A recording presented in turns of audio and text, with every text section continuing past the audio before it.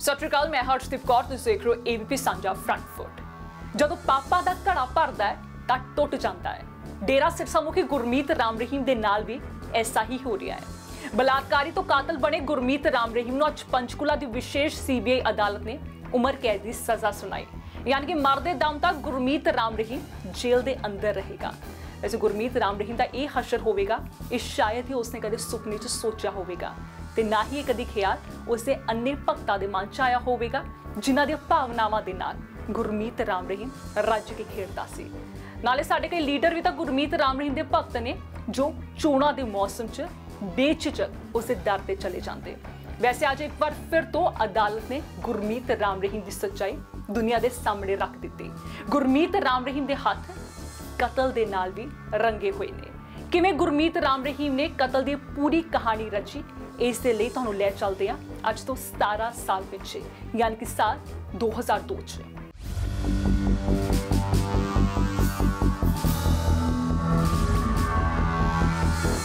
रामचंद्र छतरपति एक जाबाज पत्रकार जिन्हां ने डेरा सिरसा मुखी दियां करतूतां अपनी अखबार के जरिए दुनिया अगे रखिया। 2 फरवरी साल 2000 पूरा सच नां दा अखबार छतरपति ने शुरू किया ते इस च लिखिया गुरमीत राम रहीम दियां गतिविधियां।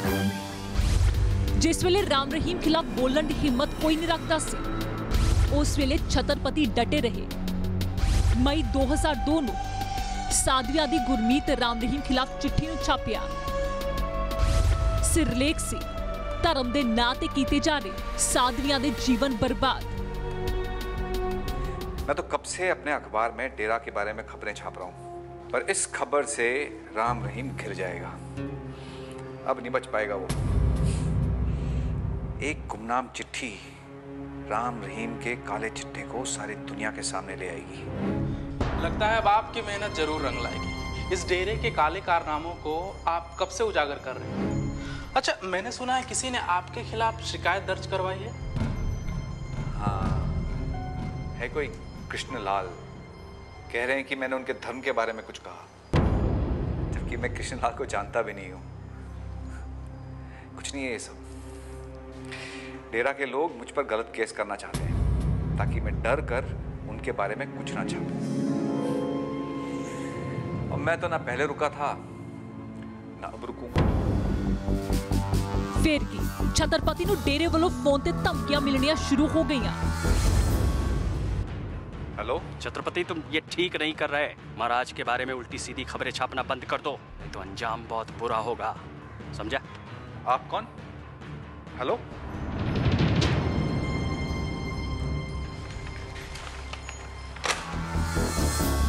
जदों छतरपति ना रुके तां रची गई बड़ी साजिश।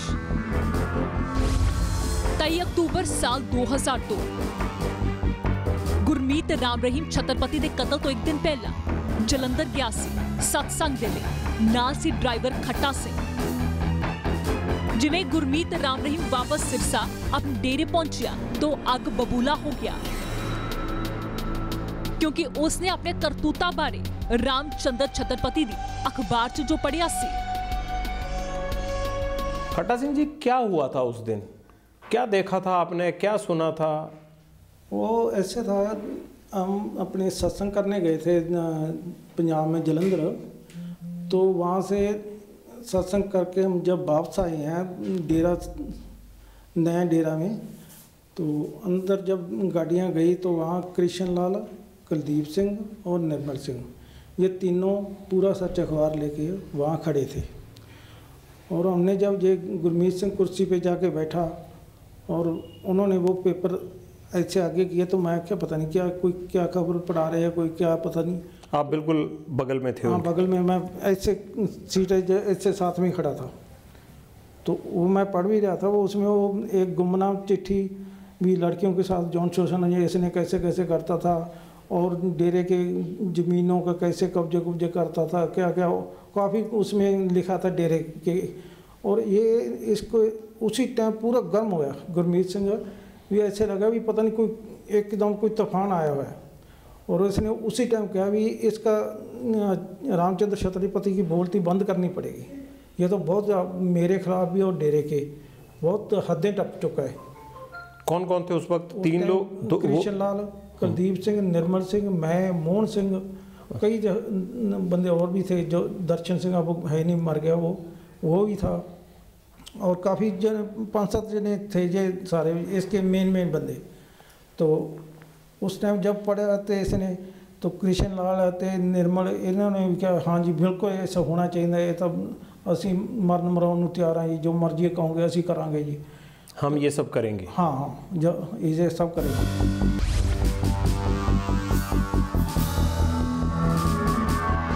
छत्रपति को मौका मिल गया, उसने एक खबर छाप दी।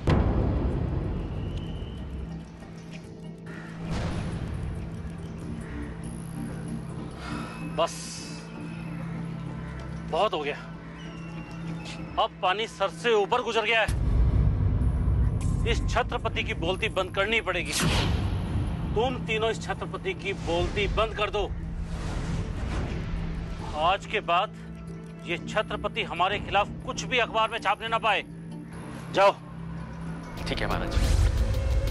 अखबार पढ़दਿਆਂ ही गुरमीत राम रहीम ਨੂੰ गुस्सा आ गया। उसे रामचंद्र छत्रपति की बोलती बंद करने ਲਈ ਕਿਹਾ, क्योंकि अपने खिलाफ लिखिया गल्लां ਉਹ किवें बर्दाश्त करदा। अपने मुखी ਨੂੰ गुस्से 'ਚ ਵੇਖ राम रहीम ਦੇ चेले भी तैश 'ਚ आ गए। कृष्ण लाल ने छत्रपति के कतल का सारा समान तैयार किया ते अगे कुलदीप ते निर्मल ਨੂੰ सौंपिया। उसी टाइम फिर कृष्ण लाल एकदम गर्मी च गुफा से बाहर गया। मैं पता नहीं गुफा से बाहर क्यों गया, की करन गए। तो कुछ दिन 10-15 मिनट बाद वो गुफा में बाद अंदर फिर आ गया।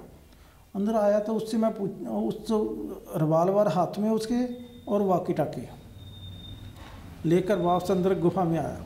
वो गुरमीत सिंह वहीं बैठा था और वो कृष्ण कुलदीप सिंह, निर्मल सिंह भी वहीं पास ही मेरे खड़े थे। तो उसने कहा निर्मल को, तो कृष्ण लाल को और कुलदीप सिंह को वाकी टाकी और रिवाल्वर मेरे सामने पकड़ाया। किसको पकड़ाया उन्होंने, कुलदीप को या निर्मल को? एक को जैसे कुलदीप को रिवाल्वर दिया, निर्मल को वाकी टाकी। तो आपके सामने? मेरे सामने, बिल्कुल ये सच्चाई बात है। गुरमीत राम रहीम पूरा घबराया होया सी। राम रहीम बार-बार छत्रपति का नाम ले रहा सी, क्योंकि छत्रपति के खुलासिया ने राम रहीम के होश उड़ा दिते सन। एक ब्रेक ले रुक दिया, ब्रेक तो बाद भी रामचंद्र छत्रपति कत्ल केस की पूरी कहानी जारी रहेगी। ब्रेक तो बाद भी।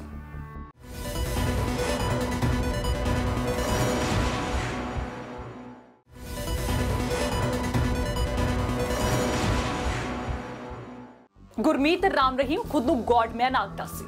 उसने डेरे दे अंदर अपनी ही दुनिया वसा ली सी ते उसके भक्त इन्ने कट्टर सन कि उसे कहण ते अपनी जान देण दे लई भी तैयार रहंदे। इस केस च भी कृष्ण लाल किवें कुलदीप ते निर्मल ਨੂੰ तैयार करदा है रामचंद्र छत्रपति ਨੂੰ मारन दे लई, ते कुलदीप ते निर्मल भी एक पल नहीं सोचते ते अगले ही दिन यानी कि 24 अक्तूबर साल 2002 ਨੂੰ पहुंच जांदे ने छत्रपति ਨੂੰ मारन दे लई।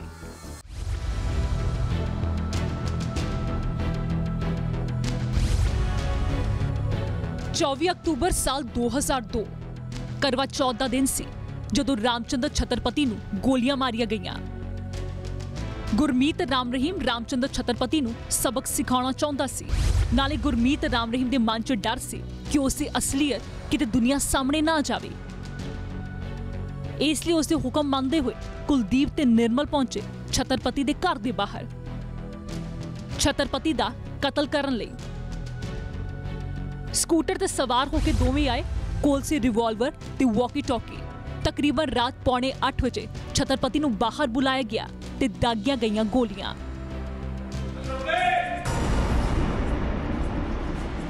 छत्रपति, ओ छत्रपति! ये पीछे की गली से कौन आया है? मालूम नहीं। रुको, मैं देखता हूँ।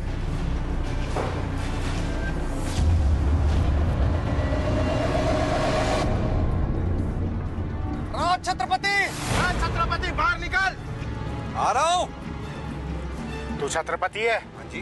टाइम पास क्या कर रहा, मारना गोली। निर्मल निकलने का। काम हो गया। आपकी क्या उम्र रही होगी?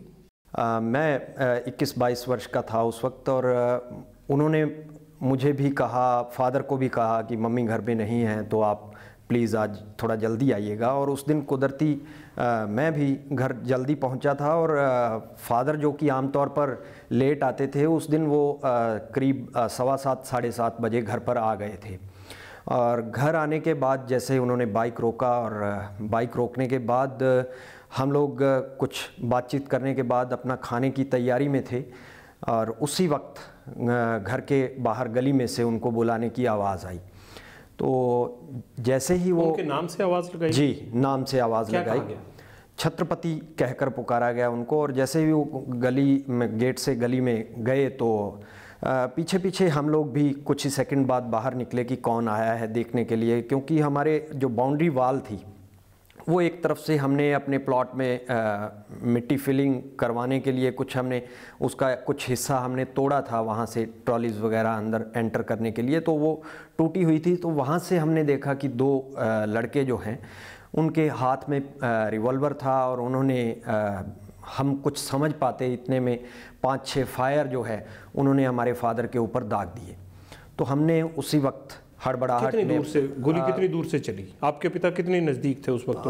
ये करीब मुझे लगता है हमारे फादर के सामने जो शूटर खड़े थे उनका गैप सिर्फ 7-8 फीट की दूरी का था, और हमारे बीच से हमारे फादर की दूरी जो है वो 20-25 फीट के करीब होगी, इससे ज़्यादा नहीं थी।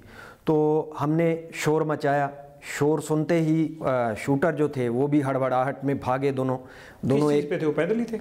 नहीं, उनमें से वो स्कूटर पे थे, और जब दोनों हड़बड़ाहट में भागे तो उनमें से एक पैदल भागा और दूसरा अपना स्कूटर लेके निकल गया। हथियार दोनों के पास थे या एक के पास ही? दोनों के पास हथियार थे, लेकिन बाद में पता चला था कि एक के पास जो है रिवॉल्वर जो था वो नकली था, और एक के पास असली वाला था।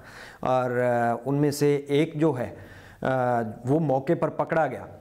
तो जब उसने गोली चलाई तो पीछे वाले ने कहा था कि कुलदीप मार गोली। तो बाद में हमारे, क्योंकि घर के बिल्कुल कुछ ही दूरी पर पुलिस पोस्ट एक थी, तो उनमें से एक शूटर जो है वो पुलिस पोस्ट ने के मुलाजिमों ने उसको पकड़ लिया। रामचंद्र छतरपति ਨੂੰ 5 ਗੋਲੀਆਂ ਲੱਗੀਆਂ। ਕੁਲਦੀਪ ਸਿੰਘ ਨੂੰ ਮੌਕੇ ਤੋਂ ਗ੍ਰਿਫਤਾਰ ਕੀਤਾ ਗਿਆ, ਜਦਕਿ ਨਿਰਮਲ ਦੀ 26 ਅਕਤੂਬਰ ਸਾਲ 2002 ਨੂੰ ਗ੍ਰਿਫਤਾਰੀ ਹੋਈ। ਜ਼ਖਮੀ ਛਤਰਪਤੀ ਨੂੰ ਪਹਿਲਾਂ ਸਿਰਸਾ ਦੇ ਸਰਕਾਰੀ ਹਸਪਤਾਲ ਲਿਜਾਇਆ ਗਿਆ, ਫਿਰ ਰੋਹਤਕ PGI 8 ਨਵੰਬਰ ਨੂੰ ਦਿੱਲੀ ਦੇ ਅਪੋਲੋ ਹਸਪਤਾਲ ਦਾਖਲ ਕਰਵਾਇਆ ਗਿਆ। 21 ਨਵੰਬਰ ਸਾਲ 2002 ਨੂੰ ਰਾਮਚੰਦਰ ਛਤਰਪਤੀ ਦੀ ਮੌਤ ਹੋ ਗਈ। 27 दिन छतरपति ने हस्पताल च जिंदगी ते मौत दी लड़ाई लड़ी, पर पुलिस जांच के दौरान छतरपति ने गुरमीत राम रहीम दा नाम लिया। रोहतक दे PGI च छतरपति ने जदों पुलिस नूं बयान दिता सी तां पुलिस ने डेरा मुखी दा नाम नहीं लिखिया। 26 अक्टूबर को जब उन्हें होश आया तो एक पुलिस का ऑफिसर सिरसा से गया उनकी स्टेटमेंट रिकॉर्ड करने के लिए। Sub inspector Ramchandra? Yes, sub inspector Ramchandra गया और डॉक्टर ने हमारे फादर को फिट डिक्लेयर कर दिया था। वो बातचीत कर रहे थे? जी। तो सब इंस्पेक्टर रामचंद्र ने हमारे सामने हमारे फादर की स्टेटमेंट रिकॉर्ड की। उसके अंदर हमारे फादर ने जिक्र किया कि मैं इतने टाइम से इस तरह की खबरें लिख रहा हूँ और मुझे थ्रेट मिल रहा था, तो मेरे ऊपर जो अटैक है उसके पीछे मेन कॉन्स्पिरेटर जो है वो डेरा हेड गुरमीत सिंह है और किशन लाल है। तो आपने ये खुद सुना था? आप तो होशमंद थे उस वक्त? मेरे सामने ये सारी बातें हुई। उसके बाद जब ICU से रामचंद्र सब इंस्पेक्टर निकल कर बाहर आया तो काफ़ी देर तक हम बाहर PGI के लॉबी में हम लोग बैठे रहे। तो वहाँ कुछ बातें हुई हमारे से, उसने कुछ पूछताछ की सब इंस्पेक्टर रामचंद्र ने। तो जब हमने उससे पूछा कि स्टेटमेंट के बारे में कि हमारे फादर ने जो स्टेटमेंट दिया है, तो उसने हम जो लिखा, जब हमने उसमें साथ लिख रहे थे आपके पिताजी की स्टेटमेंट? जी। तो जो उसने लिखा हुआ था उसके अंदर वो लाइनें गायब थी जिसमें गुरमीत राम रहीम का नाम था। कुलदीप ते निर्मल की गिरफ्तारी तो बाद डेरा प्रबंधक कृष्ण लाल ने फिरोजपुर कोर्ट च सरेंडर कर दिता। पुलिस अपने तरीके नाल जांच नूं अगे तोड़ रही सी।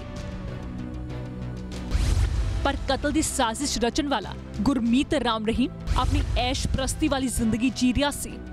पुलिस ने उस तक हाथ पहुंचाए ही नहीं। पुलिस इन्वेस्टिगेशन में सबसे बड़ा लकूना यही छोड़ा गया कि उस इन्वेस्टिगेशन को सिर्फ 3 आदमियों तक सीमित रखा गया। कुलदीप सिंह, निर्मल सिंह जो 2 शूटर थे, और तीसरा जिसका रिवॉल्वर यूज़ हुआ लाइसेंसी वेपन किशन लाल। उन 3 आदमियों के अलावा जो हमारा आरोप था कि जिस व्यक्ति के इशारे पर ये सब किया गया, उसको कहीं भी उस इन्वेस्टिगेशन में पुलिस ने इंटेंगल नहीं किया। उस पूरी इन्वेस्टिगेशन के दौरान उस व्यक्ति को एक बार भी इंटेरोगेट नहीं किया पुलिस ने, और इवन डेरा के अंदर एक भी बार पुलिस ने दबिश नहीं। एक ब्रेक ले रुक दिया। ब्रेक तो बाद तुहानू दसांगे रामचंद्र छत्रपति कतल केस की पूरी कहानी।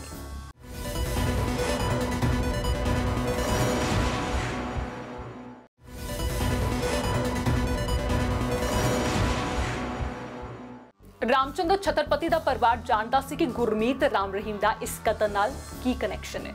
वो जानते सन कि गुरमीत राम रहीम के इशारे ते ही रामचंद्र छत्रपति का कतल होया है, पर पुलिस की जांच गुरमीत राम रहीम के चेलियां कृष्ण लाल, कुलदीप ते निर्मल के आले दुआले ही घूम रही सी। इसलिए जनवरी साल 2003 च परिवार पहुंचे हाई कोर्ट ते मंग की निरपक्ष जांच की, क्योंकि परिवार नूं लगदा सी कि सरकार ते पुलिस किसी दबाव हेठ काम कर रही है। इसलिए हाई कोर्ट ने जांच CBI नूं सौंप दित्ती।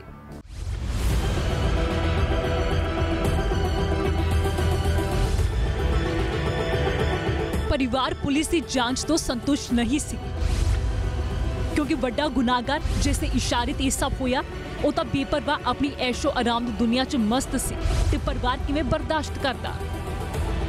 उस पिटीशन में हमने डिमांड किया कि इस मामले की फेयर इन्वेस्टिगेशन नहीं हुई है, और डेरा जो है वो एक बहुत बड़ा तंत्र है, और उसके दबाव के अंदर स्टेट गवर्नमेंट जो है वो काम कर रही है, और स्टेट गवर्नमेंट के दबाव के अंदर और डेरा के दबाव के चलते पुलिस ने फेयर इन्वेस्टिगेशन नहीं किया। तो इस इन्वेस्टिगेशन में सबसे बड़ा पुलिस ने लकूना ये छोड़ा कि कई दिन तक छत्रपति जो है बोलते चालते रहे, होशो हवास में रहे, और उनका डाइंग डिक्लेरेशन जो है वो पुलिस ने दर्ज नहीं किया। दूसरा, पुलिस ने कहीं भी एक बार भी इस सारे मामले के मुखिया जो थे डेरा के, उसको इंटेरोगेट नहीं किया, पूछताछ नहीं की, और भी कई सारी चीज़ें थी पुलिस इन्वेस्टिगेशन के अंदर जो उन्होंने छोड़ दी थी। रामचंद्र छत्रपति के बड़े बेटे अंशुल छत्रपति ने अपने पिता के लिए इंसाफ की पूरी लड़ाई लड़ी। ये जंग इतनी सौखी नहीं सी, क्योंकि राम रहीम एक बड़ी ताकत बन चुकिया सी, लोकां दी भावनावां नाल खेडदा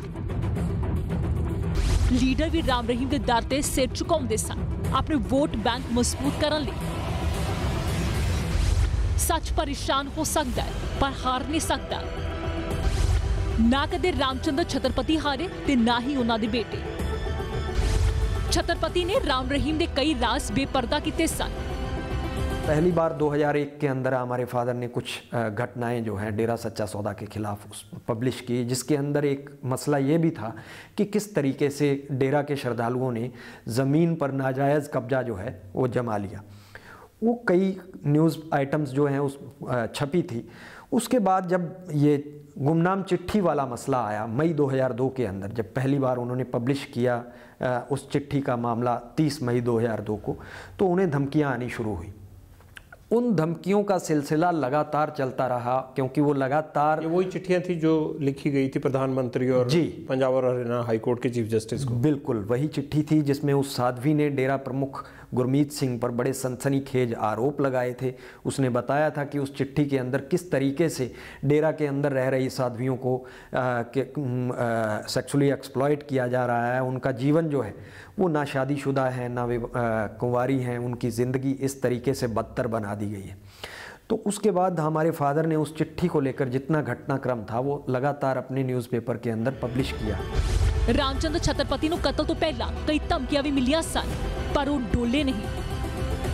किशन लाल ने फ़ोन पर धमकाया था, और किशन लाल ने क्या कहा?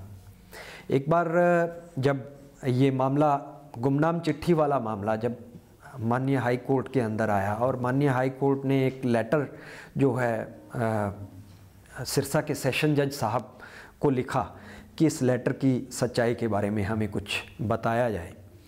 तो जब डेरा सच्चा सौदा वालों को लगा कि इस मामले की सीबीआई इन्वेस्टिगेशन हो सकती है, तो उन्होंने आनन फानन में साध्वियों के पेरेंट्स से एफिडेविट्स लेने शुरू कर दिए। और जब एक दिन उन पेरेंट्स को और साध्वियों को सिरसा के अंदर लाया गया एफिडेविट्स तैयार करवाने के लिए, अपने पक्ष में ले रहे हो? यस, कि ऐसा कुछ नहीं होता डेरा। जी। तो जिस दिन वो साध्वियाँ और उनके अभिभावक जो हैं वो यहाँ आए हुए थे, तो हमारे फादर को जैसे ही सूचना मिली वो भी वहाँ चले गए अपनी रिपोर्टिंग के लिए। तो वहाँ भी डेरा के लोगों ने उनको थ्रेट किया था कि आप इस चीज़ से बाज आ जाओ। तो जब उसके एक उस सब चीज़ के उस घटना के जो एक जर्नलिस्ट जो चश्मदीद थे, उन्होंने बाद में मुझे इस बारे में बताया कि मेरे सामने इस तरह की घटना हुई। डेरा के लोगों ने कहा कि आप ये खबरें छापना बंद कर दो, नहीं तो हम तुम्हें देख लेंगे। तो उन्होंने कहा कि जो आपने करना हो कर लेना। इस तरह की बातें हुई। ਜਦੋਂ ਗੁਰਮੀਤ ਰਾਮ ਰਹੀਮ ਨੂੰ ਸਾਲ 2017 ਚ ਬਲਾਤਕਾਰੀ ਐਲਾਨਿਆ ਗਿਆ, 20 ਸਾਲ ਦੀ ਸਜ਼ਾ ਹੋਈ, ਤਾਂ ਉਦੋਂ ਇਸ ਪਰਿਵਾਰ ਨੂੰ ਆਸ ਬੱਝੀ ਇਨਸਾਫ ਦੀ। बलात्कार मामले में सजा होने के बाद आपको लगा कि आपने आधी लड़ाई जीत ली है, अब ये बलात्कार के बाद मर्डर केस में भी नहीं बच पाएंगे? बिल्कुल। 2017 का वो अगस्त का महीना आपके लिए तो काफ़ी मतलब उम्मीदें लेके आया होगा। हाँ बिल्कुल। जब सीबीआई ने इन्वेस्टिगेट किया तो बड़ा प्रेशर था सीबीआई के ऊपर, और जिस तरीके का इन्वेस्टिगेशन हुआ सीबीआई की तरफ से, उन ऑफिसर्स को सैल्यूट करना बनता है, सतीश डागर साहब को, एसपी सतपाल सिंह जी को और उनकी पूरी टीम को। जब चार्जशीट फाइल किया तो पहली दफ़ा हमें लगा जिसमें गुरमीत राम रहीम को उन्होंने मेन कॉन्स्पिरेटर के तौर पर शामिल किया। 31 जुलाई 2007 को जब ये चार्जशीट फाइल हुआ तो हमें कुछ लगा कि नहीं, सब कुछ करप्ट नहीं है, हम ये लड़ाई जीतेंगे।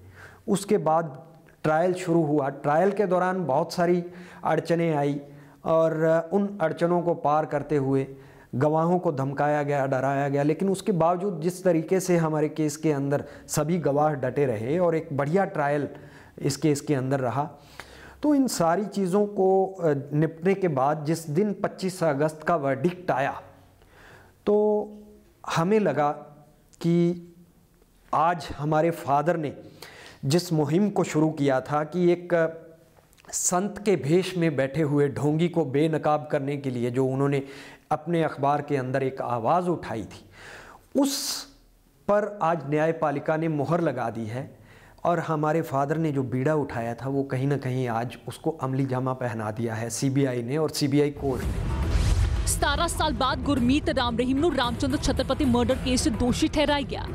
ਨਾਲ ਦੋਸ਼ੀ ਐਲਾਨੇ ਗਏ ਕ੍ਰਿਸ਼ਨ ਲਾਲ, ਕੁਲਦੀਪ ਤੇ ਨਿਰਮਲ। ਤੇ ਅੱਜ ਯਾਨੀ 17 ਜਨਵਰੀ ਨੂੰ ਗੁਰਮੀਤ ਰਾਮ ਰਹੀਮ ਨੂੰ ਤਾਂ ਉਮਰ ਦੀ ਜੇਲ੍ਹ 'ਚ ਬੰਦ ਰਹਿਣ ਦੀ ਸਜ਼ਾ ਸੁਣਾਈ ਗਈ ਹੈ ਤੇ ਰਾਮ ਰਹੀਮ ਦੇ ਤਿੰਨੇ ਸਾਥੀਆਂ ਲਈ ਵੀ ਉਮਰ ਕੈਦ।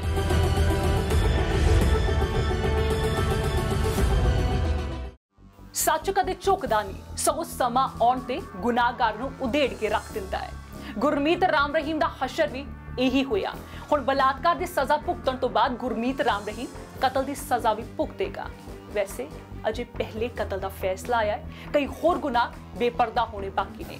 ਫਿਲਹਾਲ ਮੈਨੂੰ ਦਿਓ ਇਜਾਜ਼ਤ ਤੇ ਦੇਸ਼ ਦੁਨੀਆ ਦੀ तमाम ਖਬਰਾਂ ਲਈ ਦੇਖਦੇ ਰਹੋ ABP ਸਾਂਝਾ।